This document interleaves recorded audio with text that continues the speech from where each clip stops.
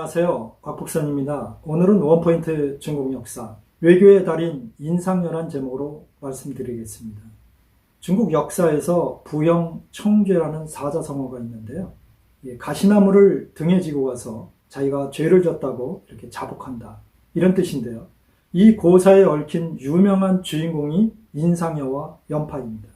연파는 제가 이 시간에도 설명드렸듯이 전국시대 4대 명장 중에 한 사람이죠. 그런데 이 연파를 지원해줬던 사람이 바로 인상여입니다. 오늘은 인상여에 대해서 말씀을 드리고자 합니다. 인상여는 중국 역사에서 보기 드문 외교의 달인이었습니다. 당시의 상황을 보면 진 소양왕이 호시탐탐 조나라, 위나라, 한나라를 노리고 있었습니다. 제가 이 시간에 설명드렸던 범저의 원교 근공의 전략에 의해서 항상 조나라, 위나라, 한나라를 공격하고 있었기 때문에 조나라로서는 상당히 껄끄러운 상대가 진나라였습니다. 그런데 그 당시 조나라의 군주가 해문왕이었는데요. 이 조해문왕이 초나라에서 화시벽이라는 아주 귀중한 옥을 얻게 됐습니다. 이 화시벽에 대해서는 제가 나중에 시간이 있으면 한 번 더 설명을 드릴 텐데요. 중국 역사에서 옥 중에 옥으로 이름이 높았던 게 화시벽입니다. 그리고 전설 속에 보면 진시황이 그 화시벽을 얻어서 황제의 도장, 즉 옥새를 만들었다는 기록이 있습니다만은 실제인지 아닌지는 역사적으로 증명이 안 되고 있습니다. 그리고 그 화시벽은 사라졌습니다.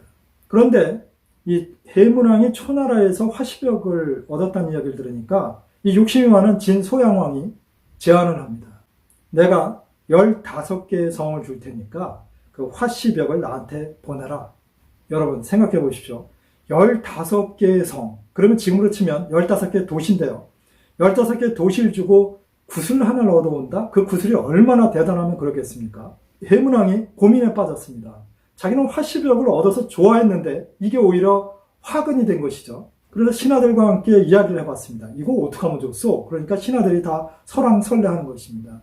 우리가 줬을 경우에 15개 성을 받지 못하면 결국 진나라에게 사기를 당한 것이고 국제적으로 망신을 당하는 거 아닙니까? 또 하나는 화시벽을 주지 않게 되면 진나라 소양왕 성격상 우리를 또 한 번 공격할 텐데 이거 머리 아픕니다. 줘야 됩니다. 이렇게 이야기하는 사람들이 아주 팽팽했습니다. 이때 신하 중에 한 사람인 승무현이 해문왕한테 자기 문객 중에 한 사람인 인상여를 추천합니다. 그래서 인상여는 드디어 정계에 발을 들여놓게 되는데요. 해문왕은 인상여를 불러들여서 본인의 고충을 이야기했습니다. 인상여는 아주 간단하게 이야기를 합니다. 제가 이 화시벽을 진나라에 갖고 와서 소양왕에게 주고 대신에 15개 성을 받아오겠습니다. 만일 저쪽에서 15개 성을 주지 않으면 저는 화시벽을 우리나라로 가져오겠습니다. 그래서 해문왕이 많은 시종을 딸려서 인상여를 진나라에 보냅니다. 인상여는 진소양왕을 만나게 되는데요.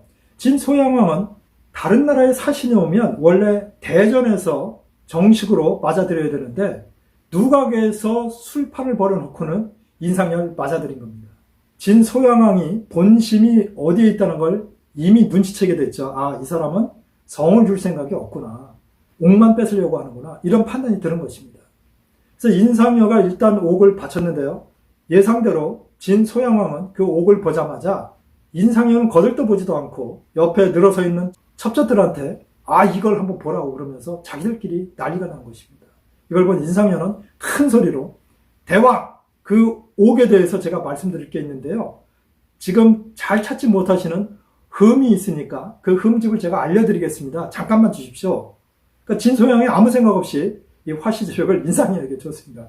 근데 인상여가 그 화시벽을 들더니요. 이 기둥에, 옛날엔 누각의 기둥이 이 돌로 져있기 때문에 굉장히 강하죠. 거기에 이제 깨트릴 자세를 취한 겁니다. 그러니까 진소양이 지금 뭐 하는 거냐고 그러니까 인상여가 이런 이야기를 합니다. 우리 왕께서는 화시지벽을 대왕께 드리려고 5일 동안이나 목욕제결하고 하늘의 제사를 지낸 뒤에 이것을 대왕께 드려서 15개 성을 얻으려고 했습니다. 근데 지금 대왕께서는 대전에서 저를 맞아들인 것도 아니고 이 누각에서 처첩들과 함께 저를 맞아들였다는 것은 15개 성을 저희에게 줄 뜻이 전혀 없다는 것을 나타낸 게 아니겠습니까? 저는 이 화시지벽을 드릴 수 없습니다. 만일 강제로 뺏으려고 하시면 제가 이 화시지벽을 기둥에 쳐서 깨트려버리고 저도 여기서 죽겠습니다. 그 진소영이 그러지 말라고 내가 15개 성을 반드시 주겠다 이렇게 이야기를 하니까 인상이가 빙그레 웃으면서 이런 얘기를 합니다. 그렇다면 대왕께서도 저희 왕처럼 5일 동안 목욕 재개하고 나서 이것을 받으십시오. 그리고 15개 성을 준다는 확약과 지도를 주십시오. 이렇게 이야기를 했습니다. 좀 떨떠름한 표정으로 진소양왕은 약속대로 5일 동안 목욕 재개를 하고 5일 후에 인상열을 만났습니다. 자, 내가 5일 동안 목욕 재개하고 하늘에 제사까지 지냈어. 15개 성을 내줄 테니까 화시벽을 나한테 주시오. 이렇게 이야기를 했습니다. 그런데 인상열가 그 자리에서 이야기를 합니다. 저에게 없습니다. 무슨 소리요?